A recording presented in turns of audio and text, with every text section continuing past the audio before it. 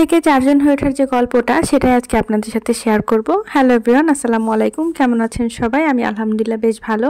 আমার ইউটিউব চ্যানেলটা খোলার পর থেকে নিয়মিত কাজ করার চেষ্টা করেছি, তবে মাঝখানে দীর্ঘ একটা বিরতি নিয়েছি। অনেকেই হয়তো বুঝতে পেরেছিলেন যে কেন এই বিরতি। অনেকের সাথেই মেসেঞ্জারে আমার কানেক্টেড ছিল, তবে সেভাবে কাউকেই বলা হয়নি, শুধু একমাত্র আমার বান্ধবীই জানতো। আমাকে অনেকেই হয়তো বলবেন যে এই পরিস্থিতিতেও কেন আপনি ভিডিও করেছেন, বা এই ভিডিওগুলো করা কি খুব দরকার ছিল? আসলে এই ভিডিওগুলো আমি শ্যুট করিনি, এই ভিডিওগুলো আমার বোন শ্যুট করেছিল, যদিও ওকে আমি বলেছিলাম। আসলে আমি চাচ্ছিলাম একটা স্মৃতি হয়ে থাকুক, যেহেতু আমার বড় মেয়ে যখন পৃথিবীতে আসে তখন আমি সেরকম কোনো কিছুই আসলে করতে পারিনি, কোনোই স্মৃতি নেই বলতে গেলে। তো এখন সেটা ভেবে মাঝে মাঝে খারাপ লাগে, তো এটা ভেবেই আমি আমার বোনকে বলেছিলাম। তুমি তো খাইলা না, তোমার যে আমি নিয়ে গেলাম তো খাওনি, পচা বাবু। আলহামদুলিল্লাহ, দীর্ঘদিন অপেক্ষার পর আমরা এই পরিবাবুটাকে পেয়েছি। আলিয়া শুরু থেকেই চাচ্ছিল ওর যেন একটা বোন হয়, তো আল্লাহ ওর ইচ্ছাটাই হয়তো পূরণ করেছে, সেই জন্য আল্লাহ ওকে একটা বোন দিয়েছে, আর ওর নাম রেখেছি আমরা আয়েশা নূর। বেবি সিস্টার,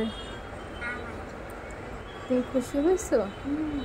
তোমার দুইটা পুতুল, এটা কি বড় পুতুল আর এটা ছোট পুতুল? তুমি খুশি হয়েছো? অনেক খুশি হয়েছো? কেন খুশি হয়েছো? তাই? আর যদি ভাইয়া হতো?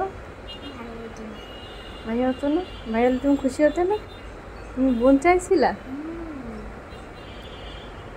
সত্যি? এটা চুমু দিয়ে দাও তো, এই যে হাতে একটু চুমু দিয়ে দাও।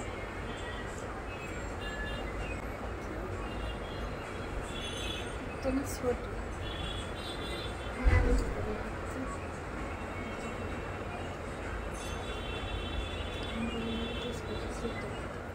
3 দিন হাসপাতালে কাটিয়ে আজকে আমার বাসায় ফেরার পালা। আর এই 3 দিন আমার সাথে ছিল আমার মা আর আমার একমাত্র ছোট বোন।